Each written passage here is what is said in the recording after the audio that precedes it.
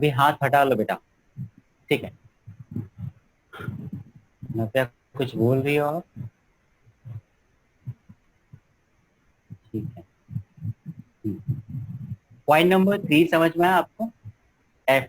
Overall efficiency, overall economic efficiency. मैं क्या बता रहा था इसमें कि आपका जो इकोनॉमी होता है वो इकोनॉमी क्या करेगा आपका, वो सामान ज्यादा बनाएगा जिसकी लोगों को डिजायर ज्यादा है। जैसे कि से फॉर एग्जांपल इंडिया में फिलहाल अभी हमारे पास 50% से ज्यादा पॉपुलेशन इसका है, यंग पीपल का है। मतलब कि जो 15 साल से 35 साल के बीच के लोग हैं वो सबसे ज्यादा पीपल्स है। तो वो लोग जो सामान इस्तेमाल करते हैं, यस यूथ, तो वो लोग जो सामान इस्तेमाल करते हैं वो हमारा इकोनॉमी वैसा टाइप का सामान ज्यादा बनाएगा। उसके बाद दूसरे नंबर पे कौन आता है? बच्चे लोग। तो बच्चे लोग दूसरे नंबर पे आते हैं तो थोड़ा बच्चे लोग के लिए बनेगा सामान, और सीनियर सिटीजन के लिए भी क्या होगा, बहुत थोड़ा सा सामान उनके लिए भी बनाया जाएगा। तो ये ओवरऑल इकोनॉमी की एफिशिएंसी हो जाएगी। अब ऐसा नहीं है कि आप यूथ के लिए जितना क्वांटिटी बना रहे हो उतना ही आप चिल्ड्रंस के लिए, किड्स के लिए भी बनाओ, और उतना ही सेम क्वांटिटी आप क्या करो सीनियर सिटीजन के लिए बनाओ। ये क्या होता है, सही नहीं होता है। ठीक है। So overall economic efficiency it means the production of those goods which are most desired by the people. ठीक है बेटा। तो अभी कंक्लूजन दिया हुआ है कि जो माइक्रो इकोनॉमिक्स का थियरी है वो कहां तक कन्फाइंड है? It is confined to the 2 points. और 2 पॉइंट क्या है बेटा? पहला पॉइंट है थियरी ऑफ प्राइसिंग। कौन सा पॉइंट है? Theory of pricing. और थियरी ऑफ प्राइसिंग में कितने पॉइंट है? 2, प्रोडक्ट प्राइसिंग और फैक्टर प्राइसिंग, राइट। और दूसरा जो पॉइंट है वो क्या है? अलोकेशन ऑफ रिसोर्सेज, जिसको हम लोग क्या बोलते हैं? It is also known as theory of economic welfare. और थियरी ऑफ इकोनॉमिक वेलफेयर में कितने पॉइंट्स है? 3। पहला एफिशिएंसी इन प्रोडक्शन, दूसरा efficiency in distribution, and the third is what? Overall efficiency, right. तो microeconomics is basically deals with what? Deals with determination of price and allocation of resources। तो simply इसको क्या बोलते हैं बेटा? It is nothing but microeconomics is a price theory. कौन सा theory बोला जाता है इसको? प्राइस थ्योरी बोला जाता है। Micro economics is nothing but price theory. समझ में आया सबको? नेक्स्ट क्वेश्चन पे हम लोग मूव करें। बोलो, नेक्स्ट क्वेश्चन पे हम मूव करें बच्चे लोग? यस, चलो ठीक है, हम नेक्स्ट क्वेश्चन की तरफ जाते हैं। यस, ठीक है बेटा, चले। बेटा एलोकेशन का मतलब काजल होता है कि किसी भी चीज को बांटना among the peoples, among the factors, among the industries, among the firms, among the society etcetera. यहाँ पे किस क्या बांटा जा रहा है? यहाँ पर रिसोर्सेज को बांट रहे हैं। और बेटा रिसोर्सेज का मतलब सिर्फ और सिर्फ पैसा मत समझना। रिसोर्सेज का मतलब होता है land, labour, capital, entrepreneur, machine etcetera, बहुत सारी चीजें। ठीक है अजय? बेटा अभी हमें क्या करना है, देखो the last question of micro economics, और ये क्या है? ये है हमारा importance of micro economics. Importance of micro economics, ठीक है। इसमें सबसे पहला पॉइंट है प्राइस डिटरमिनेशन। क्या आपको ये पॉइंट नहीं समझा है? क्योंकि ये वाला पॉइंट मैं एक्सप्लेन नहीं करने वाला। ये पॉइंट मैं ऑलरेडी 2 बार 2 क्वेश्चन में एक्सप्लेन कर चुका हूँ। और ये जो पॉइंट है ये माइक्रो इकोनॉमिक्स का बहुत ही बड़ा पॉइंट। बोलो, प्राइस डिटरमिनेशन क्या होता है? कमेंट में आके फटाफट कमेंट करो सब लोग। You are free to comment now. So come and comment fast about what is price determination in microeconomics. Product pricing and price sale. Achal is perfect. So how the price is determined, बच्चे लोग ये भी मुझे बता दो. आंचल आपका answer perfect है बेटा, बस बता दो कि how the price is determined, how price is being determined in the market, इन किसका प्राइस फिक्स होता है. स्वरूप बोलता है very good Priya Swaroop, demand is equals to supply. Saloni बोलती है डिमांड. ठीक है बेटा, समझ में आ गया. तो आपको इसमें लिखना क्या है, अपने मन से पूछो कि हाँ, वेरी गुड रितेश. तो माइक्रो इकोनॉमिक्स का इंपॉर्टेंस क्या है. सबसे पहला इंपॉर्टेंस ये है कि ये सबसे इंपॉर्टेंट रोल किसके लिए प्ले करता है, इकोनॉमी में सामान के लिए प्ले करता है और उन फैक्टर्स के लिए प्ले करता है जिनका रेट ये क्या करता है, तय करता है. तो इकोनॉमी में जितने भी सामान है और जितने भी सर्विसेज है ना, उनका क्या करता है, ये प्राइस फिक्स करता है. ठीक है, point number 1 is done. Yes Suhan, कुछ प्रॉब्लम है बेटा, बोलो. कुछ प्रॉब्लम है तो चैट में बोलो, मैं देख लूंगा. पॉइंट नंबर 2 में जाते हैं. Yes, free market economy. क्या मैंने ये वर्ड को, इसको हम लोग बोलते बेटा लाइसेंस फेयर पॉलिसी.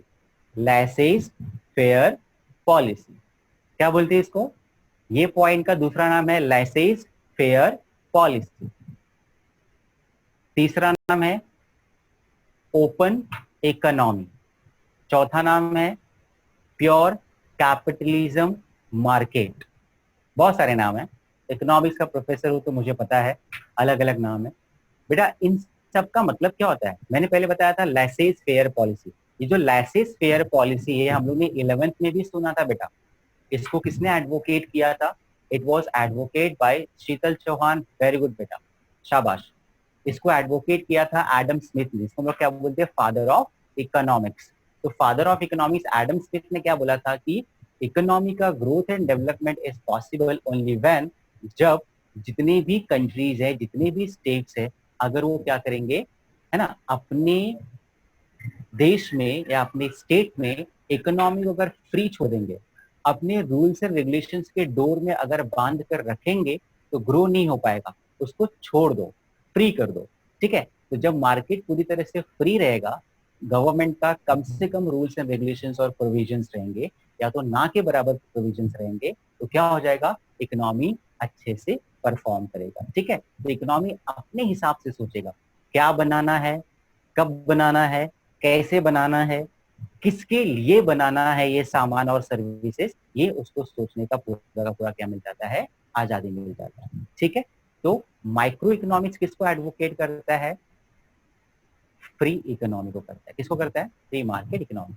मतलब micro economics helps in understanding.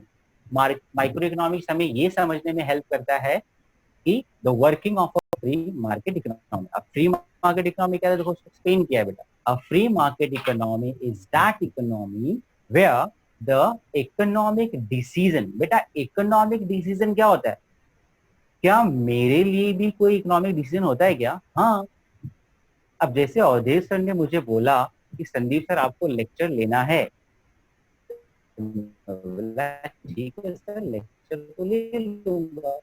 तो लेक्चर लूंगा तो मुझे पैसे तो मिलेंगे ना. बोले यस ऑफ कोर्स पैसे तो मिलेंगे आपको, राइट. तो मैं बोला ठीक है, कितना पैसे मिलेंगे, तो उन्होंने बताया इतना. तो मुझे वो जो अमाउंट था वो सुटेबल लगा, तो मैं डिसीजन ले लिया और अवधेश सर को बोला ठीक है डन, हम लोग लेक्चर भी स्टार्ट कर. तो ये मेरा it is nothing but the it is my economic decision. समझ में आ रहा है. आप अगर कोई प्रोड्यूसर हो, सामान बनाने वाले हो, बिजनेसमैन, तो आप अगर कोई सामान बनाते हो, उस सामान को बनाने में कितना खर्चा लगेगा, तो खर्चे के ऊपर आप अपना प्रॉफिट ऐड करके क्या बनाते हो, आप उसका सामान का प्राइस फिक्स करते हो. ठीक है, तो ये क्या हो गया, ये आपका मतलब आप एज ए बिजनेसमैन का क्या होगा, इकोनॉमिक डिसीजन होगा. मैं किसी के लिए काम करूंगा, मेरे सर्विस का मैं क्या फीस चार्ज करूंगा, वो मेरा खुद का अपना पर्सनल इकोनॉमिक डिसीजन होगा. बिजनेसमैन अपने सामान को कितने में बेचेगा, वो एक बिजनेस एंटिटी का इकोनॉमिक डिसीजन होता है। समझ रहे हो मैं क्या बोलने की कोशिश कर रहा हूँ? तो मैं या इकोनॉमी में जो बिजनेस एंटिटी है उनको पूरा अधिकार मिलना चाहिए कि वो अपने डिसीजंस को अपने हिसाब से लेने में फ्री हो। क्या हो? फ्री हो। उनको पूरा फ्रीडम मिलना चाहिए, राइट? ठीक है, उनको पूरा फ्रीडम मिलना चाहिए बेटा। ठीक है बेटा, आप अपना वॉइस जरा बढ़ाओ प्रिया, क्योंकि मेरी दिल से तो आवाज पूरा ही बड़ा ही है।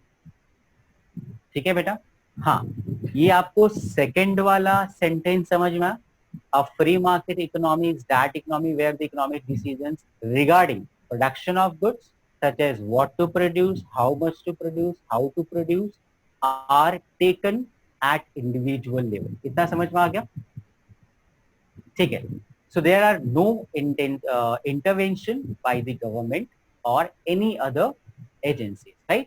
ठीक है बेटा। अच्छा, अभी किसी ने पूछा कि मोनोपोली क्या होता है? बेटा मोनोपोली एक प्रकार का मार्केट है। It is a type of market जहाँ पे सिर्फ और सिर्फ एक ही सेलर होता है। सिर्फ एक ही सेलर होता है।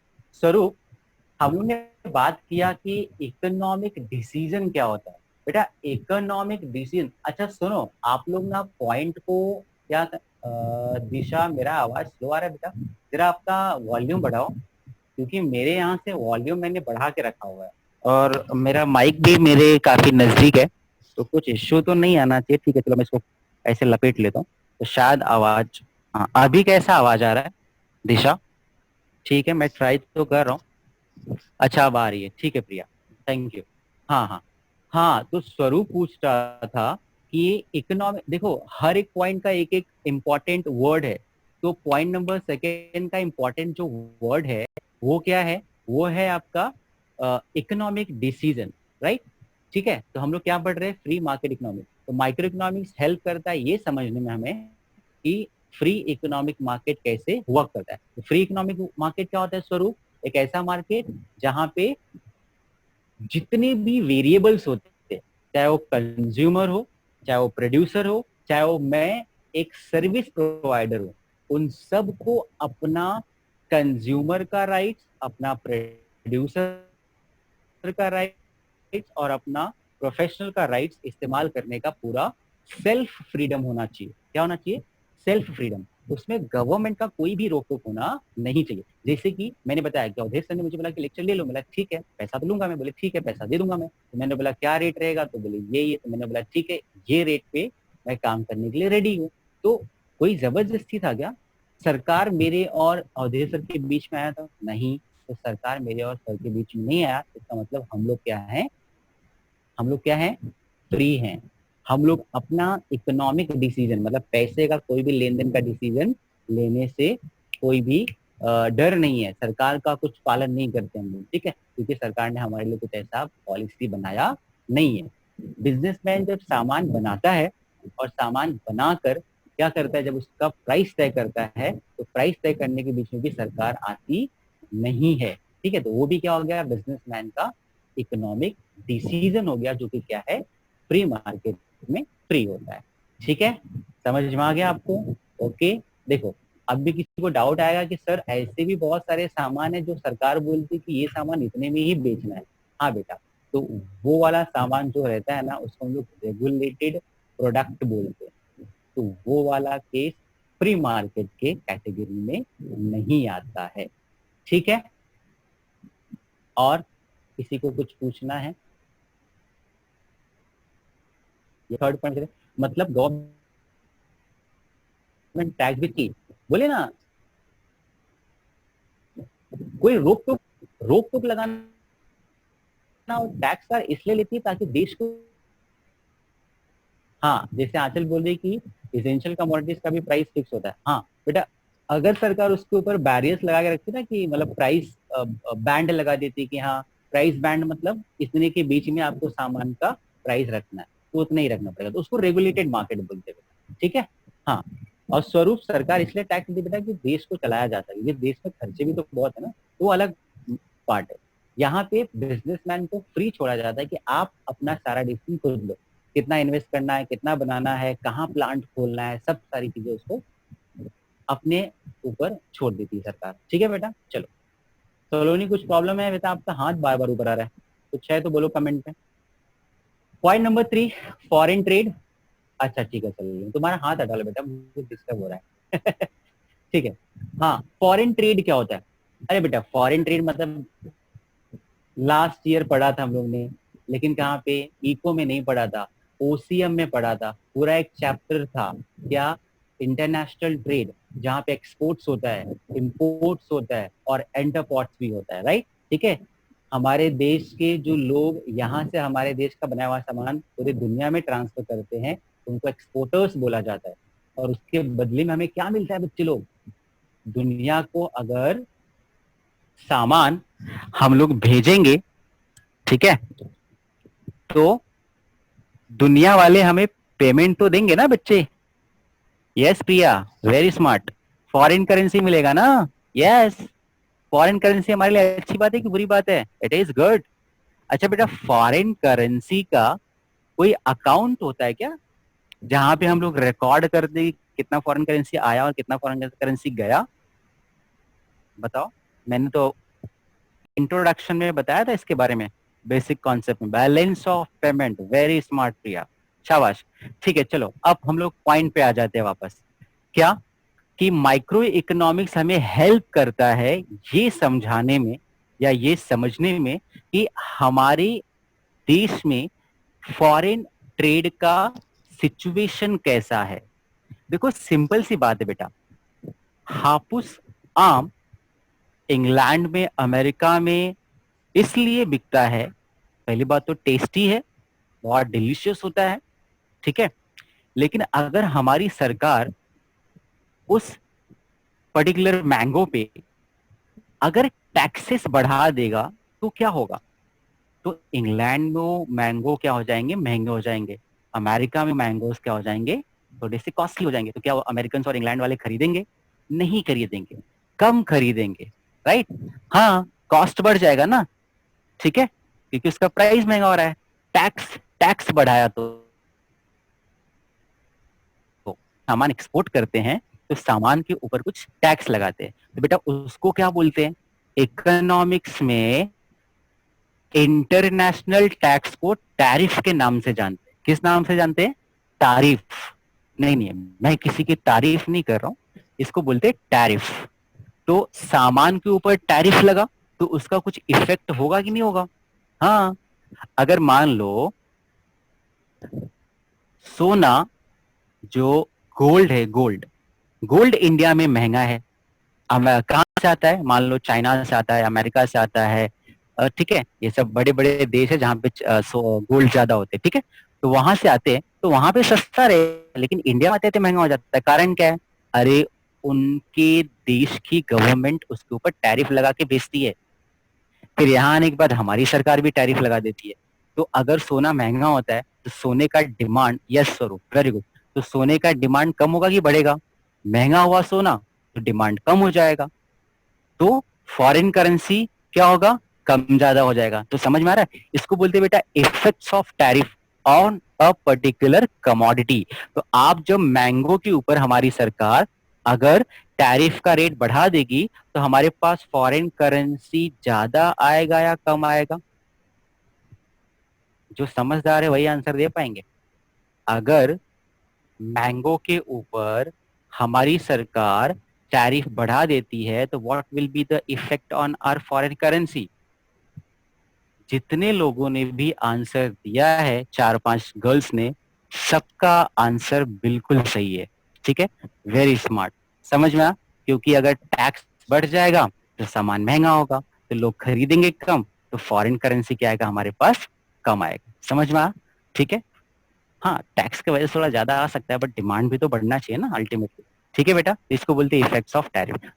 टैरिफ का इफेक्ट कौन एक्सप्लेन करेगा? Foreign trade. क्यों? Tariff is a part and parcel of foreign trade. अरे टैरिफ का कॉन्सेप्ट ही फॉरेन ट्रेड से आया हुआ है, समझ रहे हो ना? तो determination of currency exchange rate of any two countries. अब एक बात बताओ, अगर मैं स्वरूप के घर से डेली कभी चाय मांगने जाता हूँ, कभी शक्कर मांगने जाता हूँ, कभी दूध मांगने जाता हूँ, क्या करने के लिए?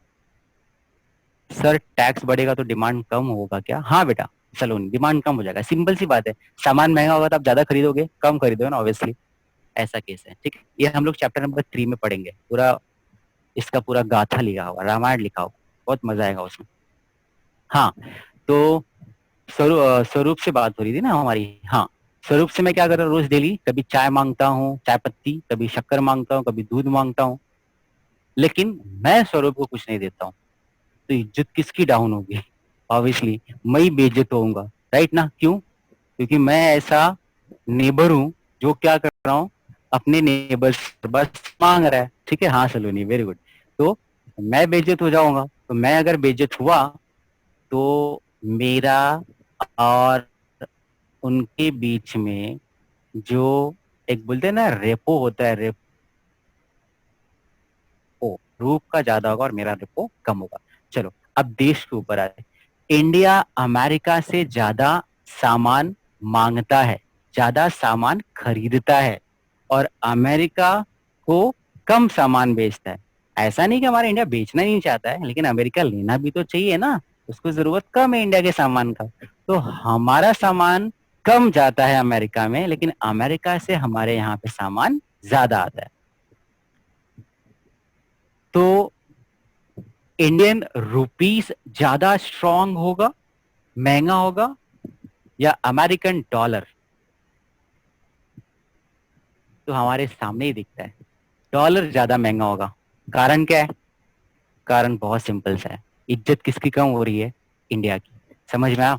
तो ये किसके वजह से, जो फॉरेन करेंसी का जो डिटर्मिनेशन होता है, जो रेट तय होता है रोज, देखो रोज आपका फॉरेन डॉलर का रेट डेली बेसिस पे क्या होता है, बढ़ता घटता है बेटा।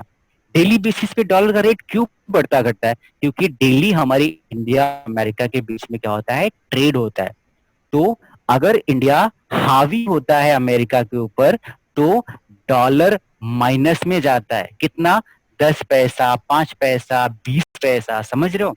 लेकिन ऐसा तो बहुत कम होता है। अमेरिका इंडिया पे ज्यादा हावी होता है, इसलिए डॉलर स्ट्रांग होता है डेली। आप जरा 3-4 दिन का डेटा निकाल के देखना है बेटा, ये आपको एक होमवर्क है। ठीक है, गूगल पे जाओ और लिखो क्या, डॉलर वर्सेस रूपी लास्ट 5 डेज फ्लक्चुएशन, पिछले 5 दिन का डॉलर और रुपीस का फ्लक्चुएशन कैसा है। तो डेली कितने पैसे का फ्लक्चुएशन हुआ आपको पता चलेगा। अगर आप रीजन भी पूछोगे तो ट्रेड ही रीजन आएगा। समझ में आ रहा है? बिकॉज अमेरिका ज्यादा एक्सपोर्ट करता है। अच्छा, बहुत बड़ा लिखा था, एक मिनट तो मैं पढ़ लेता हूँ जरा, बच्चे बड़े समझदार है। आंचल बोलती है, बहुत बड़ा लिखा है आंचल है, बिकॉज अमेरिका ज्यादा एक्सपोर्ट करता है और अमेरिका में फॉरेन करेंसी का इनटेक ज्यादा है, इसलिए डॉलर का रेट ज्यादा है। वेरी गुड बेटा, समझदार हो तुम आंचल। वैसे हमने 11th में भी थोड़ा सा डिस्कस किया था बैलेंस ऑफ पेमेंट वाले पॉइंट में। रितेश बोलता है सर, मतलब जब टैरिफ बढ़ाते हैं तो डॉलर का भी प्राइस बढ़ता है ना? टैरिफ बढ़ाने से थोड़ा फर्क पड़ता है रितेश, ज्यादा नहीं लेकिन थोड़ा फर्क पड़ता है टैरिफ का रेट बढ़ाने से। स्वरूप बोलता है लॉकडाउन है सर, तो उसमें क्या नहीं, सामान तो आ जा रहा है ना बेटा, बहुत ज्यादा तो नहीं लेकिन थोड़ा बहुत सामान आ रहा है। हाँ, काफी इफेक्ट पड़ा है ना। ठीक है, तो समझा आपको फॉरेन ट्रेड? एक बार वापस से रीड करता हूं बेटा। देखो पहला लाइन तो हमें बस इसे पकाना है, क्या, micro economics helps in explaining various aspect of foreign trade. बेटा वेरियस एस्पेक्ट क्या होता है? वेरिएबल्स। क्या? फॉरेन ट्रेड में भी वेरिएबल्स होते हैं, इसलिए तो इकोनॉमी पर इफेक्ट पड़ा है लॉकडाउन की वजह से। हाँ, इसलिए देखो डॉलर का वैल्यू और बढ़ते जा रहा है, क्योंकि अमेरिकन ने इंडियन इकोनॉमी में बहुत पैसा इन्वेस्ट किया था बेटा, और लॉकडाउन की वजह से इंडिया का मार्केट आगे जाके क्या होगा, फ्यूचर अनसर्टेनिटी, तो उसकी वजह से जो लोगों ने इंडिया में पैसा इन्वेस्ट किया था बच्चा, वो अपना डॉलर निकाल रहे हैं। तो डॉलर निकाल रहे हैं तो वापस से हम लोग गरीब हो रहे हैं अमेरिका की नजरों में, और अमेरिका अपना पैसा लेके जा रहा है, इसलिए डॉलर का वैल्यू बढ़ रहा है। ये एक रीजन है बेटा। ठीक है, चलो, तो ये वेरियस एस्पेक्ट क्या है फॉरेन ट्रेड का, जैसे कि टैरिफ हो गया, और क्या हो गया, एक्सचेंज रेट का डिटर्मिनेशन हो गया। रोज एक्सचेंज रेट का फ्रैक्शन ऑफ सेकेंड में, फ्रैक्शन ऑफ मिनट्स में क्या होता है, एक्सचेंज रेट डिटरमाइन होता है। डिटरमाइन मतलब तय होता है, चेंज होते रहता है। 67 रुपीज 5 पैसे, ₹67.15, 67 रुपीज, है ना, ये सब होते रहता है। और इससे हमें पता चलता है क्या, gains from international trade to a particular country. बेटा गेन क्या होता है? गेन का मतलब होता है, अगर 1 किलो मैंगो हम लोग ने अमेरिका को दिया, जिसका वैल्यू मान लो कितना था, $10 था। कितना डॉलर था? $10। और 1 किलो मैंगो, सॉरी 1 डजन ले लो, क्या हम लोग गरीब लोग किलो में बात करते हैं, 1 डजन मैंगो ले लो। 1 डजन मैंगो अगर हम लोग $10 में दे रहे हैं अमेरिका को, और तो हमारे पास $10 है बेटा, तो इस $10 में अगर हम लोग क्या कर रहे हैं, सिर्फ $10 में हम लोग $15 का सामान मांग ले रहे हैं। कहाँ से? अमेरिका से। तो गरीब कौन हुआ? हम लोग। तो गेन किसके लिए हुआ? अमेरिका के लिए। बोला कि हम लोग ने इंडिया को $10 दिया था और $15 वापस हम लोग ने क्या किया, खींच लिया, मतलब $5 हमारे लिए क्या हो गया, गेन हो गया। समझ में? फॉरेन ट्रेड में 3 एस्पेक्ट दिया हुआ है। पहला एस्पेक्ट क्या है बेटा, लिख लो, effects of tariff on a particular commodity, तो बस इफेक्ट ऑन टैरिफ।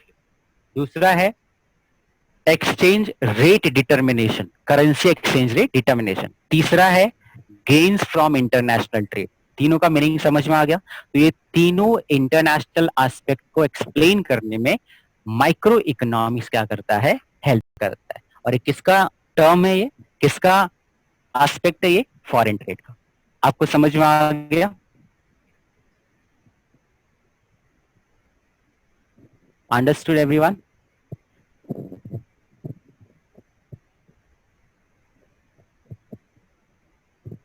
हाँ बेटा, अब ये चलो पॉइंट नंबर 4,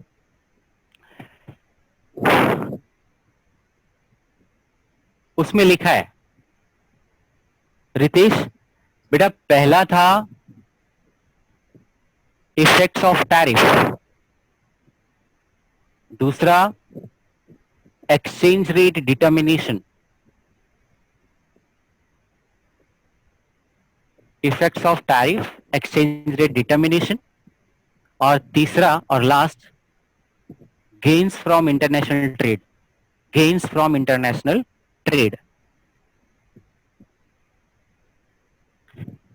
चलो पॉइंट नंबर 4 बेटा इकोनॉमिक मॉडल बिल्डिंग है। मुझे बताओ मॉडल क्या होता है? मॉडल देखो, वो रैंप वॉक वाले मॉडल पे मत जाना, और चली भी गए तो कुछ टेंशन नहीं है, लेकिन उसमें क्या लीन मत हो जाना, मतलब गुम मत जाना। हाँ रोल मॉडल, शाबाश। स्ट्रक्चर टाइप, देखो ऐसे पढ़े लिखे जैसा आंसर आता है शीतल का, स्ट्रक्चर टाइप जिसको सब फॉलो करे। हाँ हाँ वेरी गुड, हाँ चल पढ़े लिखो वाला आंसर है। देखो सिंपल सी बात है, मॉडल का मतलब होता है एक स्ट्रक्चर तैयार करना, जिसके बेसिस पे हम लोग बहुत सारे आउटपुट बना सकते हैं, बहुत सारे आउटपुट बना सके, जिससे क्या हो सके, बहुत सारे लोगों को फायदा हो सके। राइट? हाँ प्रोफेसर भी बोल सकते हैं। देखो शूज का होता है लेआउट, शूज का क्या बनता है, एक मॉडल तैयार होता है, जिसके जैसे कि मेरा शूज का साइज अगर 9 है, तो मेरे पैर का साइज लेंगे और मेरे पैर के साइज के हिसाब से क्या करेंगे, लोग 1000 शूज बनाएंगे। तो मेरा एक पैर का मॉडल था और उससे कितना प्रोडक्ट बन गया, 1000 बन गया। ठीक है बेटा? ओके। वैसे ही मॉडल बिल्डिंग का मतलब होता है कि इकोनॉमी में भी मॉडल बिल्डिंग होता है। सैंपल, हाँ चलेगा। देखो इकोनॉमी में ना समय समय में ना बहुत सारे प्रॉब्लम्स आते रहते हैं। जैसे कि 1929 में दुनिया में पहली बार रिसेशन आया था, और बहुत बड़ा रिसेशन था। ठीक है? तो उसमें recession word, depression word, recovery word, ऐसे बहुत सारे ना नए नए क्या है, टर्म्स आए। क्या है? हाँ टर्म्स आए। ठीक है? तो ये टर्म्स का मतलब किसने एक्सप्लेन किया? ये टर्म्स का मतलब, इनके कॉन्सेप्ट क्या हैं, एक्सप्लेन किया जाना चाहिए कि डिप्रेशन कैसा होता है, पहले उसका मीनिंग तैयार करना, उसका फॉर्मूला तैयार करना, उसके टेबल्स बनाना, उसके डायग्राम्स बनाना, उसका थियरी लिखना। अगर 5-5 6-6 फॉर्म्स में अगर हम लोग उस चीज को एक्सप्लेन करेंगे, क्या वो चीज का एक्सप्लेनेशन इजी हो जाएगा कि डिफिकल्ट हो जाएगा? किसी भी चीज को जो फर्स्ट टाइम इकोनॉमी में हैपन हुआ है और उसको समझाना है, तो उसका एक टर्म्स बनता है, एक कॉन्सेप्ट बनता है, एक लॉजिक बनता है, एक फॉर्मूला बनता है, एक टेबल बनता है, डायग्राम के जरिए उसको क्या करते हैं, एक्सप्लेन करते हैं। तो उसको हम लोग क्या बोलते हैं, इकोनॉमी में जितने भी नए नए कॉन्सेप्ट या सिचुएशन होते हैं, उस सिचुएशन को एक्सप्लेन करने के लिए इकोनॉमिक्स जो है, माइक्रो इकोनॉमिक्स, वो क्या करता है, उनका एक मॉडल तैयार करता है। क्या तैयार करता है? मॉडल तैयार करता है। बड़े से बड़े डिफिकल्ट सिचुएशन को भी इजी वे में एक्सप्लेन करने के लिए, उसका सोल्यूशन निकालने के लिए मॉडल बिल्ड करने का काम करता है। समझ में आया मैंने क्या बताया? इकोनॉमी में टाइम टू टाइम बहुत सारे प्रॉब्लम्स आते रहते हैं बेटा। कॉम्प्लेक्स प्रॉब्लम भी होते हैं, रिजिड होते हैं, या तो थोड़े बहुत ठीक ठाक इजी टाइप के होते हैं। ठीक है, तो उन सारे प्रॉब्लम्स को सॉल्व करने के लिए, राइट, हाँ, रिसर्च और स्टडी करते हैं, और उसको टैकल करने के लिए काजल और बाकी सारे बच्चे को टैकल करने के लिए नया नाम देते, नया फॉर्मूला देते, ठीक है, और नया टेबल देते, नया उसके लिए डायग्राम्स बना दे, ताकि उसको समझाना क्या हो जाए, काफी आसान हो जाए, और लोगों को सिंपली क्या हो जाए, वो चीजें समझ में आ जाए। राइट, समझ में आ? कोरोना वायरस आया नया नया, अब कोरोना वायरस का मॉडल बिल्डिंग क्या होगा, कोरोना वायरस का क्या क्या एक शेप बना दिया, कोरोना वायरस के लिए क्या क्या उन्होंने अलग अलग गाइडलाइंस बना दिया। तो कोरोना वायरस क्या है, आज अगर किसी भी छोटे छोटे छोटे से गरीब पर्सन को भी पूछोगे, तो भी उसको उसके बारे में थोड़ा बहुत जानकारी रहेगा, बिकॉज मॉडल बिल्डिंग, हमने उसका एक मॉडल तैयार किया ताकि लोगों को अवेयरनेस हो कि वो चीज है क्या। वैसे ही ये तो सोसाइटी की बात थी, वैसे इकोनॉमी में अगर कुछ प्रॉब्लम आता है जिसकी वजह से इकोनॉमी हमारा फ्लक्चुएट होता है, प्रॉब्लम से गुजरता है, उस प्रॉब्लम से निकालने के लिए रिसर्च करके बहुत सारे उसके कॉन्सेप्ट, टर्मिनोलॉजीज वगैरह बनाते हैं ताकि उसको सॉल्व किया जा सके। ठीक है, समझो क्या लिखा है।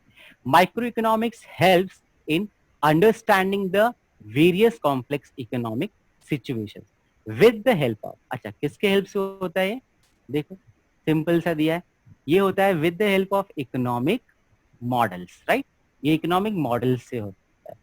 It has made valuable contribution to the economics by developing, कैसे, क्या बोला मैंने, ये जो माइक्रो इकोनॉमिक्स है ये हेल्प करता है बड़े बड़े इकोनॉमिक के प्रॉब्लम्स को सॉल्व करने के लिए, उसका मॉडल तैयार करना। अच्छा, जैसे कि क्या डेवलप करता है, it had made valuable contribution to the economics by developing, क्या डेवलप करता है उस प्रॉब्लम को सॉल्व करने के लिए काजल, उस बड़े से प्रॉब्लम को सॉल्व करने के लिए उसके वेरियस टर्म्स को डेवलप करता है, उसके वेरियस कॉन्सेप्ट को डेवलप करता है, उसके वेरियस टर्मिनोलॉजीज को डेवलप करता है, उसके वेरियस टूल्स, टूल्स मतलब एनालिसिस करने वाला, या तो उसको है ना मैथमेटिकल टूल्स वगैरह हो गया, ये सब चीजों को सही समझने के लिए क्या करता है, ये चीजें बनाता है ऑफ इकोनॉमिक एनालिसिस। तो economic model are built using the various economic variable. तो इकोनॉमी के जितने भी बड़े बड़े लॉज है, थियरीज हैं, ठीक है, प्रिंसिपल्स है, लॉज थियरी प्रिंसिपल किसके हेल्प से बनता है, उसके various terms, concepts, terminologies, tools of economic analysis, table हो गया, डायग्राम्स हो गया, एक्सेट्रा, इसके जरिए क्या होता है, ये बनता है। ठीक है, यस बताओ काजल, मॉडल बिल्डिंग एक बार फिर बताओ ना सर, फिर से। बेटा समझा नहीं आपको, आपने ऊपर ही तो लिखा है सब, आपने जो लिखा है वो सही है। किसी भी सिचुएशन को टैकल करने के लिए पहले उसके बारे में हम लोग स्टडी करते हैं। कौन स्टडी करता है? इकोनॉमी। और इकोनॉमी स्टडी करने के बाद उसको समझाता है लोगों को, राइट, एनालिसिस करके देता है, और फिर बाद में उसको सोल्यूशन करने के लिए कोई क्या करता है, पॉलिसीज बनाता है। तो पॉलिसी जब बनाएगा काजल, तो क्या करेगा, उसके लिए नए नाम सोचेगा, नया फॉर्मूला सोचेगा, नया कॉन्सेप्ट सोचेगा उसके लिए, राइट, नए तरीके का एनालिसिस सोचेगा, ताकि वो क्या हो सके, सिचुएशन पूरी तरह से सॉल्व हो सके। और इसी को करने के लिए जितना भी चीजें करते हैं, टर्म्स डेवलप करना, कॉन्सेप्ट बनाना, फॉर्मूला बनाना, इसको ही हम लोग क्या बोलते हैं, मॉडल बिल्डिंग। ठीक है काजल, ठीक है बेटा। हमारे पास टाइम कितना है पता नहीं, बेटा ये बिजनेस डिसीजन क्या होता है? माइक्रो इकोनॉमिक्स तो एक पर्टिकुलर बिजनेस को स्टडी करता है ना। तो जो छोटे मोटे बिजनेसमैन होते हैं जो पर्टिकुलर एक मार्केट से मतलब रखते हैं,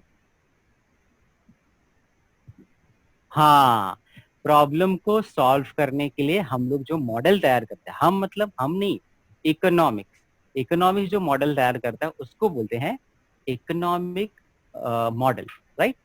उसी का नाम है economic models, right? Yes, very good. बेटा बिजनेस डिसीजन क्या होता है? कितना बनाना है, कब बनाना है, राइट? कैसे बनाना है, किस चीजों का इस्तेमाल करेंगे तो ज्यादा से ज्यादा आउटपुट बनेगा, किस चीजों का इस्तेमाल करेंगे तो हमारा खर्चा क्या होगा, मिनिमाइज होगा।